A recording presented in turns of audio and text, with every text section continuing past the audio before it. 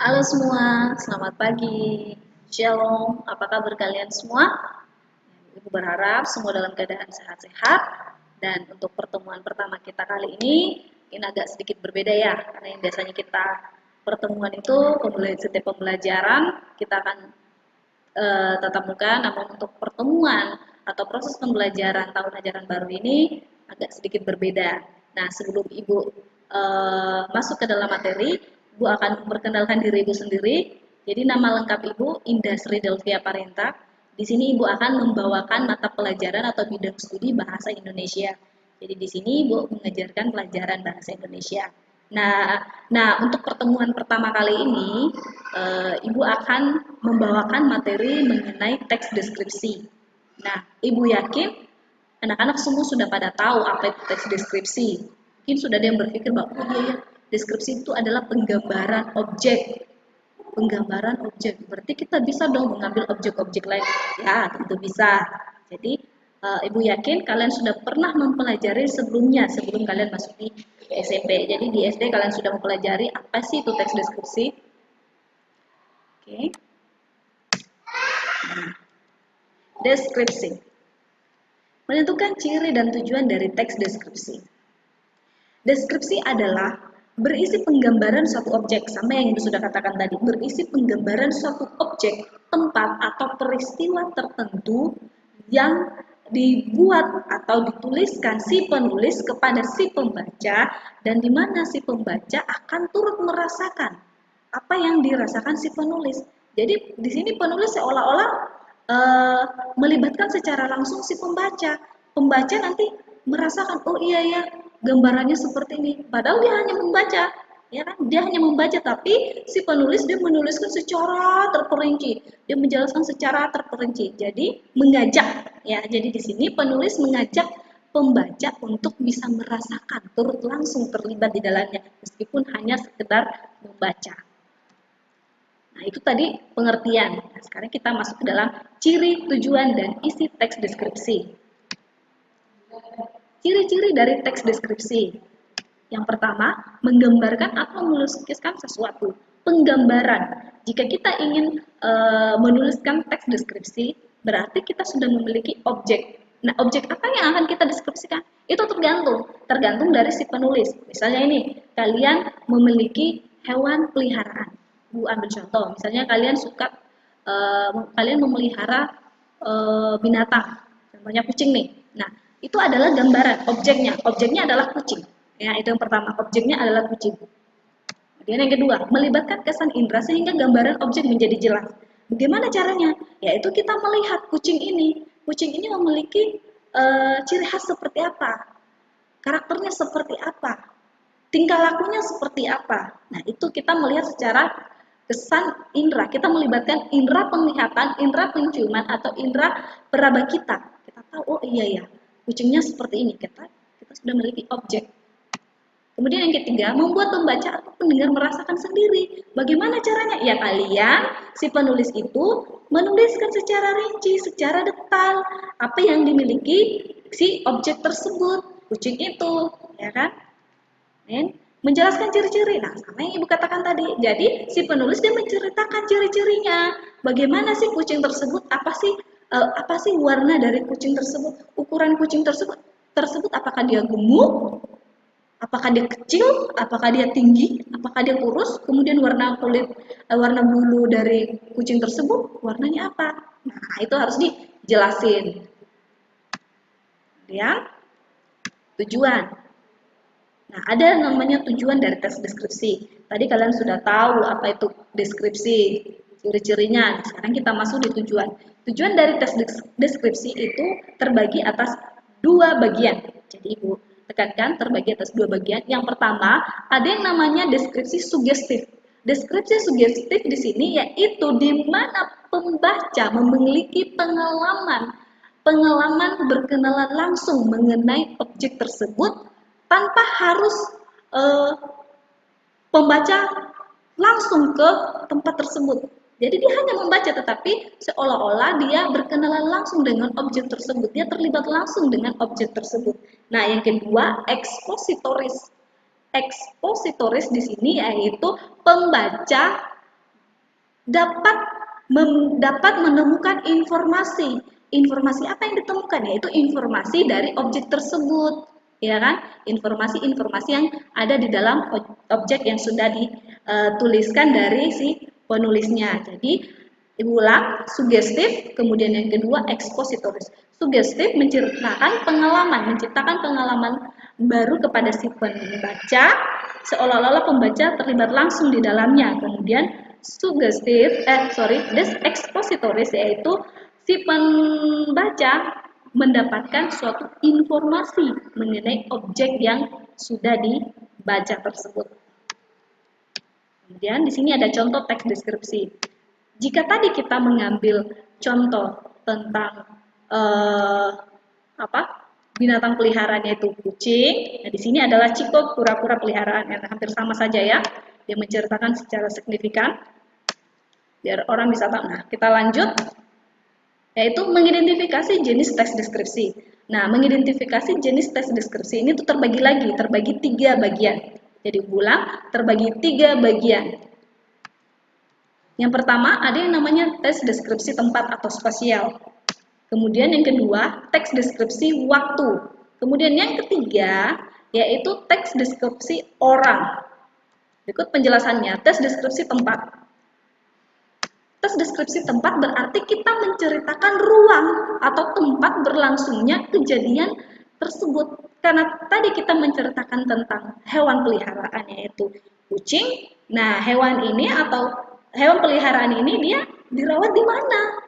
Rumah siapa? Iya kan? Misalnya nih, di rumahnya Fernando, berarti hewannya berada di rumah Fernando. Tempatnya itu ya di rumah Fernando, objeknya ya binatang peliharaan Fernando. Seperti itu. Kemudian yang kedua, deskripsi waktu. Nah, deskripsi waktu di mana Fernando mengambil hewan tersebut dari umur berapa atau Fernando memelihara hewan tersebut dari umur berapa. Misalnya nih, hewan tersebut atau kucing tersebut dia baru umur 2 minggu. Terus Fernando sudah memelihara binatang tersebut. Ketika dia ambil dia masih kecil.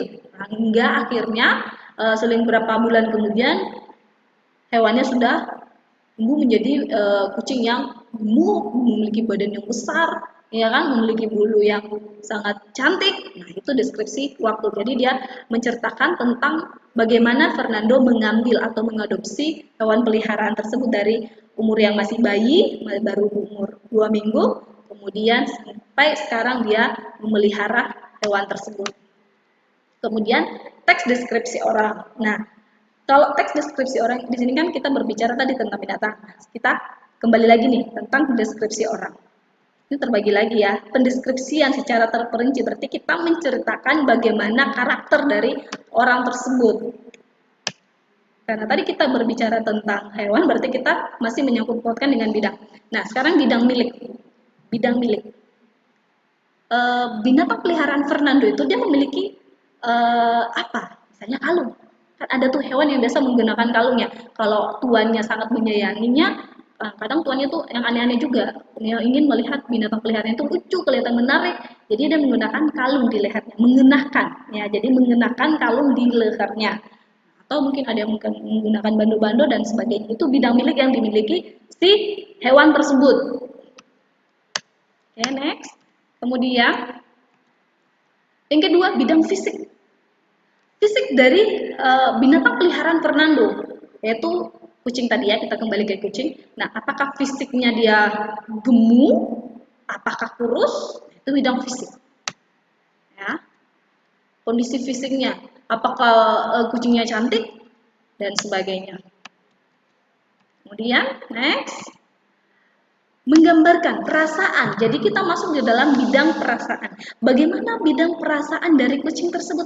Apakah kucing tersebut dia halus? Apakah ramah? Ataukah pemalu? Jadi bukan hanya manusia saja yang memiliki bidang perasaan, binatang pun juga memiliki perasaan. Ya, kan ada kucing yang kasar tuh. Setiap ketemu dengan ketemu dengan binatang lain dia langsung kayak gitu kan, dia marah. Nah, ataukah dia kucingnya bertemu dengan teman dari tuannya, mungkin dia langsung lari kabur, ya kan, malu. Nah, itu bidang perasaan. Ataukah tiba-tiba nih tuannya memiliki teman datang, terus tiba-tiba kucingnya kayak gitu. Nah, itu marah. Jadi dia memiliki bidang perasaan. Jadi bukan hanya manusia yang memiliki bidang perasaan, tetapi binatang pun memiliki bidang perasaan. Itulah karakternya. Dia bidang tindakan. Tindakan apa ya kira-kira yang dimiliki dari dari seekor kucing tersebut? Tingkah laku dari kucing tersebut, apakah tingkah lakunya lucu, menggemaskan, atau bagaimana? Misalnya nih, kucingnya misalnya si Fernando dia putar musik hip hop misalnya, tiba-tiba kucingnya dengan spontan dia gerak, goyang-goyang kayak gitu kan. Nah, itu adalah tindakan yang dilakukan si kucingnya, tindakan yang lucu. Nah, itu bidang tindakan yang dialami oleh kucing Fernando. Ataukah misalnya nih, kucingnya nggak mau makan ketika Fernando nggak makan. Kucingnya akan makan ketika dia duduk dengan Fernando misalnya. Nah, itu tindakan lucu dari kucing Fernando karena merupakan kucing yang sangat ia sayangi mungkin ya. Jadi apa-apa sama-sama. Nah, bidang watak. Watak itu apa? Nah, penulis akan menuliskan atau mendeskripsikan watak dari si kucing tersebut. Apakah bawaan dari kucing tersebut seperti apa karakternya? Apakah dia kucingnya baik mungkin? Apakah kucingnya jahat? Ya jahat misalnya, ya suka marah-marah kucingnya.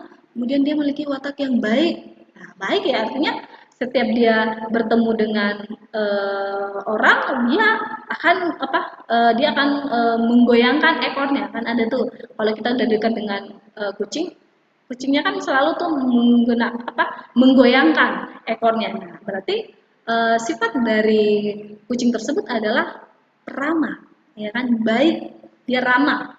Jadi hewannya sangat ramah. Oke.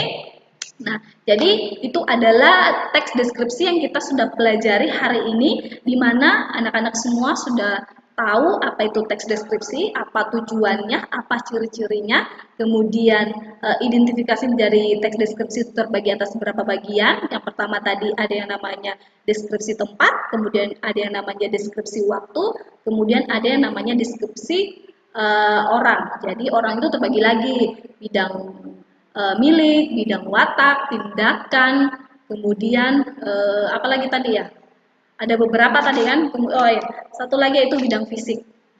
Itu anak-anak sudah ketahui. Jadi hari ini untuk pelajaran pertama, pertemuan pertama, kita hanya membahas tentang teks deskripsi. Untuk pertemuan selanjutnya nanti, pertemuan berikutnya, kita masih membahas tentang deskripsi. Jadi masih kita akan mencari tahu bagaimana sih deskripsi itu. Jadi jangan pernah bosan belajar teks deskripsi. Karena di teks deskripsi ini kita akan belajar banyak hal dan banyak hal yang akan kita temukan di dalamnya.